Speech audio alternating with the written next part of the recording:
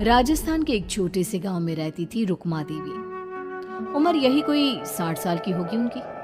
गांव के लोग कहते थे कि वो औरत नहीं बल्कि डायन थी, क्योंकि शादी होते ही रुक्मा के पति की मौत हो गई और फिर धीरे धीरे उसके परिवार के सब लोग एक एक करके खत्म हो गए और साथ ही गांव में पड़ा अकाल। जमीन सूख गई, खेती सूख गई, लोग भूखे मरने लगे। रुक्मा को गांव से बाहर निकाल दिया गया और तब से वो गांव के बाहर झोपड़ी बनाकर रहने लगी। कोई भी रुक्मा के घर के आजू बाजू से गुजरता तक नहीं था। एक दिन गांव के रहने वाले रतन और उसकी पत्नी आनंदी को दूसरे गांव से आते वक्त रात हो गई और अंधेरे में रास्ता भटक के वो रुक्मा की झोपड़ी के पास जा पहुंचे। अरे आनंदी, ये क्या हो गया? हम तो रुक्मा डायन की झोपड़ी के पास आ पहुंचे। अब तो सब बुरा होगा। जल्दी जल्दी से निकल यहाँ से। हाँ जी, सही कहते हैं आप। ये डायन हमको खा जाएगी। जल्दी भागो यहाँ से। तभी रुक्मा झोपड़ी से बाहर आती है। अरे रुको, तुम लोग यहाँ मेरी झोपड़ी में आराम कर लो और देखो, इस रास्ते पर आगे मत जाना। हाँ हाँ, हमें आगे जाने से इसलिए रोक रही है ना, ताकि हमें मार डाले तू। अरे ना ना, मैं तो तुम्हारी जान बचाना चाहती हूँ, मेरी बात तो सुनो। डर की वजह से आनंदी और रतन वहां से भाग जाते हैं, लेकिन फिर अगले दिन गांव में खबर फैलती है कि रतन और आनंदी ने अपने घर में फांसी लगाकर आत्महत्या कर ली। वजह क्या थी किसी की समझ में नहीं आया। अगले दिन गांव में जोर का तूफान आया और भयानक तरीके से किसी के रोने की आवाज गूंजने लगी। अरे भाई, लगता है उस डायन रुक्मा ने गांव पे काला जादू कर दिया है।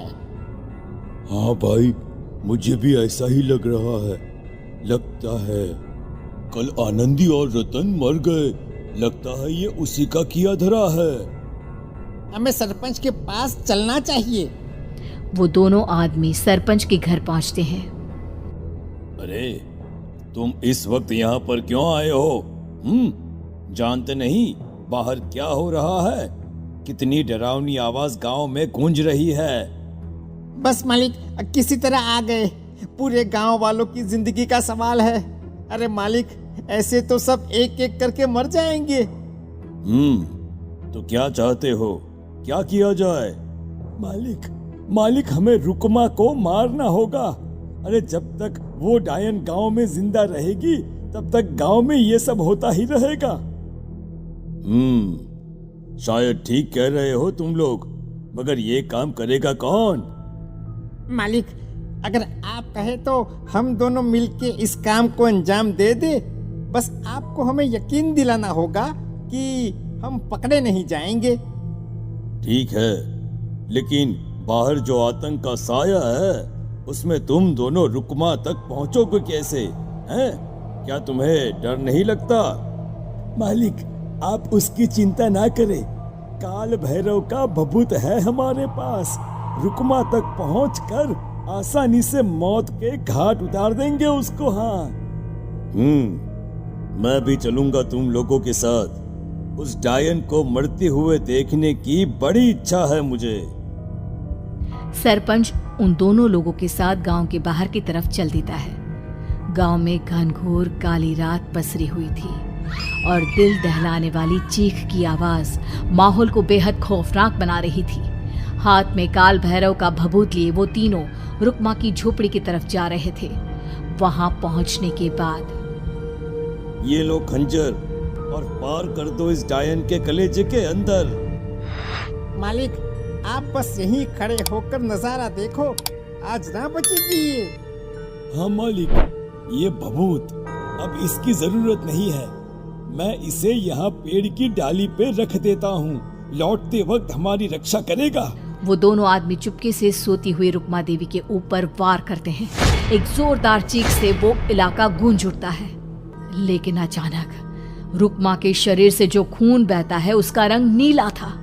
ये देखकर वो दोनों आदमी डर से कांपने लगते हैं। अरे अरे अरे अरे, ये क्या? अरे इसके खून का रंग तो नीला है। अरे तो क्या हुआ? डायन जो ठहरी इंसान नहीं है ये, और आज इस बात का पक्का यकीन हो गया है। मर गई चुड़ैल, मर जाने दे। चल सरपंच साहब को जाकर ये खबर सुनाते हैं। वो दोनों जैसे ही बाहर आए, उन्होंने देखा सरपंच की लाश पेड़ पे लटकी हुई थी। ये देखकर वो दोनों डर के मारे चीखते हुए वहां से भागे, लेकिन तभी एक बेहद डरावनी औरत उनके सामने आकर खड़ी हो गई। कहाँ जा रहे हो? तुम्हें क्या लगा किसी का खून करके बच जाओगे तुम? कौन हो तुम? कौन हो?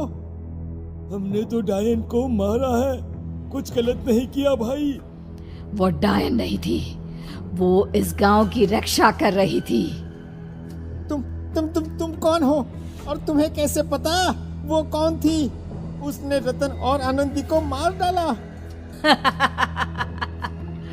रतन और आनंदी को मना किया था रुक्मा ने इस रास्ते से आगे जाने से, पर वही दोनों माने नहीं और उन दोनों ने मुझे देख लिया था, इसलिए उनका मरना तो तय था।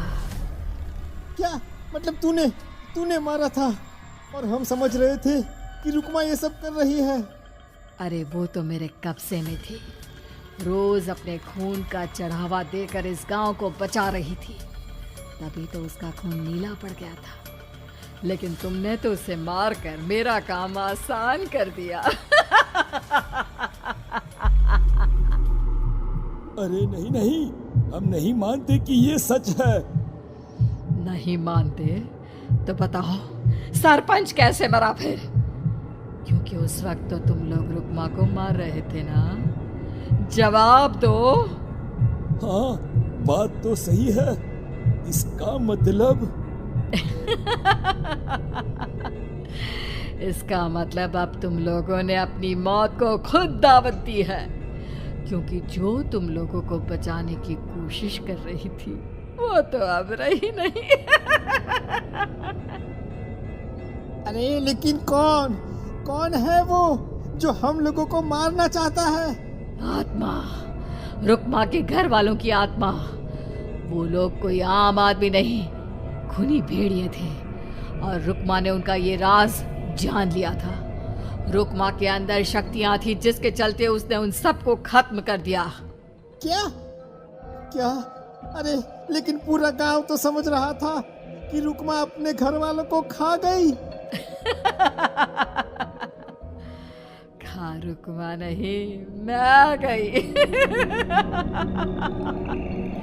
क्योंकि असली डायन मैं हूँ और अब कोई नहीं बचेगा इस गांव में, कोई नहीं। भागो तुम दोनों।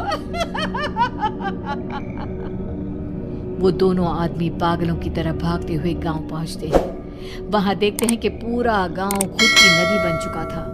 हर तरफ लाशें ही लाशें पड़ी थी और रुक्मा के मरे हुए घर वाले उन लाशों को खा रहे थे। कुछ देर के बाद उन दोनों का भी वही हाल हुआ।